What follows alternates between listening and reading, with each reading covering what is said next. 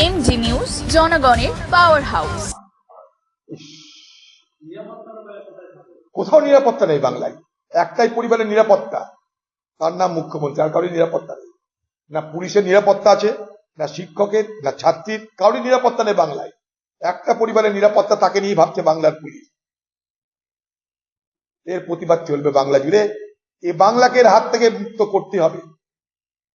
এই যে দেবী দুর্গাপুজো, অশুভ শক্তি বিরুদ্ধে শুভ শক্তির জয়, ঠিক একইভাবে আগামী দিনে এই বাংলার সাধারণ মানুষের উপর যারা অত্যাচার করে, তাদের থেকে এই বাংলাকে মুক্ত করতে হবে। জাতি, ধর্ম, বর্ণ নির্বিশেষে সকলকে আমাদের বুঝতে হবে, আগে আমাদের জীবন, আমাদের সমাজ, আমাদের ঘরের মা বোন, ভাবি বুবু, তারপর সবকিছু। আর যদি সমাজ না বাসে, ঘরের ভাই বোন, ভাবি বুবু যদি বেইজ্জত আরম্ভ করে, তাহলে আমরা কোথায় যাব? আমাদের তাহলে লাভটা কি আছে মানুষে বলুন? ঠিক আছে, এই লজ্জা রাখবো কোথায় পুজোর মধ্যে বলুন? সারা বাংলা জুড়ে দেবী মায়ের আরাধনা হচ্ছে, আর সারা বাংলা জুড়ে ঘরের দেবীদেরকে প্রতিদিন বেইজ্জত করা হচ্ছে, ধর্ষণ করা হচ্ছে, খুন করা হচ্ছে। এই বাংলায় একটাই মহিলা যার কোনো অনুতাপ নেই, অনুভূতি নেই, নারীদের প্রতি সম্মানের জন্য, সম্মান অবমাননার জন্য তার মধ্যে কোনো খেদ নেই, দুঃখ নেই। দুর্ভাগ্যক্রমে সে বাংলার মহিলা মুখ্যমন্ত্রী মমতা ব্যানার্জি। এই লজ্জা রাখবো কোথায়? ঠিক আছে,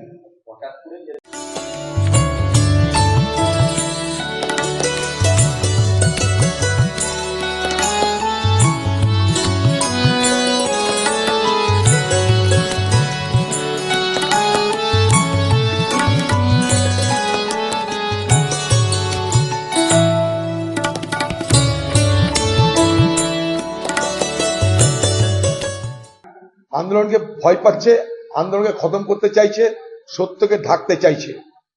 না হলে বাংলার মুখ্যমন্ত্রী এ কথা বলেন না যে একাত্তর ভুল হলে কি হয়।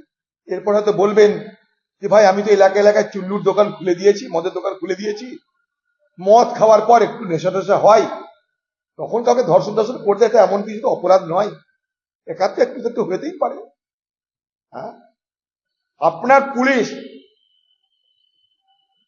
কোর্টের আদেশ পাওয়ার পর নাবালিকাকে ধর্ষণের জন্য পক্সো আইনের মামলা রুজু করছে। কোর্টকে বলতে হচ্ছে এখানে শিশুদের নির্যাতন করার আইন পক্সো চালু করো। আপনার অপরাজিতা কোথায় গেল? অপরাজিতা আইন আপনি যে বলেছেন অপরাজিতা নিয়ে যাওয়া ঠিক করে দেবেন, কখনো বলছেন 10 দিনে ফাঁসি, কখনো বলছেন 7 দিনে ফাঁসি। হ্যাঁ, আপনার নেতারা বলছে গুলি করে মেরে দাও, আপনার নেতারা বলছে শুটার সাইড করে দাও। আবার পাবলিক যখন পিটিয়ে মেরে দিচ্ছে, তখন তাদেরকে পেশে ফাঁসানোর জন্য শয়ে শয়ে পুলিশ গ্রাম ধাওয়া করছে। কার কথাই চলবে বাংলার মানুষ? হয় আপনি বলুন হ্যাঁ আমি পারলাম, না হয় বলুন হ্যাঁ আমি পারলাম না, কিছু তো বলবেন।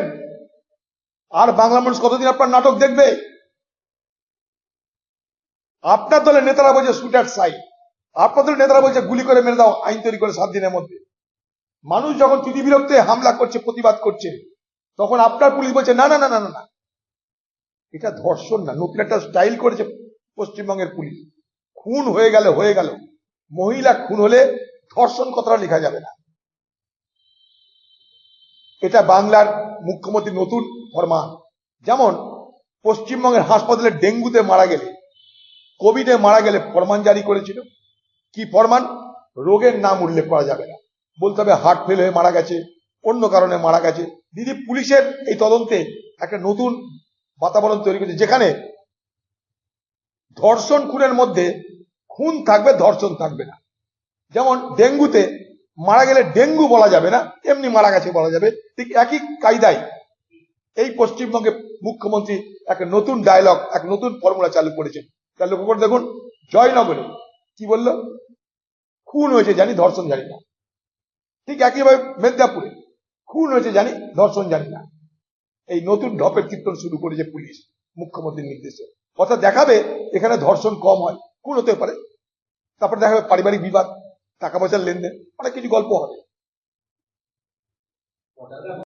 আর কি পদক্ষেপ নেবে? পশ্চিমবঙ্গের তৃণমূল নেত্রী নিজেই বলছে যে ছোটখাটো দোষ করলে অত চিৎকার চেঁচামেচির কি আছে। যারা ধর্ষক তাদেরকে যদি এরকম দরাজ সার্টিফিকেট দেয়, আর পুলিশ নাকি খুব সেবা করছে বন্যায় ত্রাণে এদিক ওদিক, তাহলে স্বাভাবিকভাবেই যারা অত্যাচারী তাদের হিম্মত বাড়ে, আর যারা অত্যাচারিত হয় তাদেরকে দমন করবার চেষ্টা করা হয়। পশ্চিমবঙ্গের মুখ্যমন্ত্রী, আপনি জুনিয়র ডাক্তারদের সমেত এই বাংলার সাধারণ মানুষের নারী নির্যাতনের বিরুদ্ধে, ধর্ষণ এবং খুনের বিরুদ্ধে যে প্রতিবাদ, সেই প্রতিবাদের কাছে নৈতিকভাবে আপনি পরাজিত, কিন্তু আপনি নির্বাচনে নিশ্চয়ই পরাজিত নয়, কারণ আপনি জানেন নির্বাচন কি করে করাতে হয়। তাই আপনার মনে এখনো ধারণা আছে এসব চিৎকার চেঁচামেচি যা হচ্ছে হোক, নির্বাচনে আমার জয়কে ঠেকাবে। তাই আপনি নিজেও ক্রমশ অহংকারী, আপনি নিজেও ক্রমশ স্বৈরাচারীর ভূমিকায় অবতীর্ণ হতে চাইছেন।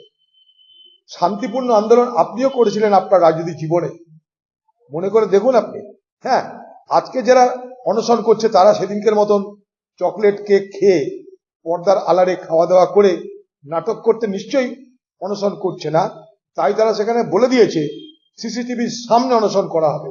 এই দৃঢ়তা, এই নৈতিকতা, এই হিম্মত কখনো রাজনৈতিক নেত্রী হিসাবে আপনি দেখাতে পারেননি, কিন্তু প্রচারে নিশ্চয়ই আপনি দেখিয়েছিলেন। আপনি নাটকে অনেক বেশি পারদর্শী, তাই আপনার নাটকের কাছে বাংলার মানুষ হয়তো কখনো কখনো বিভ্রান্ত হয়েছে। কিন্তু আজ যারা আন্দোলনটা করছে তাদের আন্দোলনের মধ্যে সততা আছে, নৈতিকতা আছে, তাদের আন্দোলনের মধ্যে বাংলার নারী নির্যাতনের বিরুদ্ধে প্রতিবাদের স্পষ্ট ভাষা আছে। তাই সেই আন্দোলনের প্রতি আমাদেরও নৈতিকভাবে পূর্ণ সমর্থন আছে। ওইসব পুলিশের হুমকিতে কিচ্ছু কাজ হবে না। আর হাজারটা আপনারা কেস দিতে পারেন, কিছু লাভ হবে না আপনাদের। এই অন্যায় বাংলার মানুষ বরদাস্ত করবে না। বাংলার মুখ্যমন্ত্রী আজ ধর্ষকদের, অত্যাচারিতদের পক্ষ নিচ্ছেন। যারা অত্যাচারী, ধর্ষকদের এবং অত্যাচারীদের পক্ষ নিচ্ছেন। ধর্ষক এবং অত্যাচারীর পক্ষ নিচ্ছেন আপনি। আপনি গেছিলেন নাটক করতে ডাক্তারদের আন্দোলন থামানোর জন্য, পারেননি, তাই বদলা নিতে চাইছেন। সেদিনও বলেছিলাম আমি যে এই মুখ্যমন্ত্রীর এই সহজ সরল মিষ্ট ভাষীতে আপনারা বিভ্রান্ত হবেন না। আগামী দিনে কিন্তু তার মনের মতো কিছু না হলে সে বদলা নেবে, কারণ তার নাম মমতা। সে জানে শুধু ধরে রাখতে ক্ষমতা। এই বাংলায় হাজার হাজার মা বোন আজ নির্যাতিতা। তাই স্বাভাবিকভাবেই এ বাংলার মানুষ সংঘবদ্ধ হয়ে প্রতিবাদের রাস্তা খুঁজছে।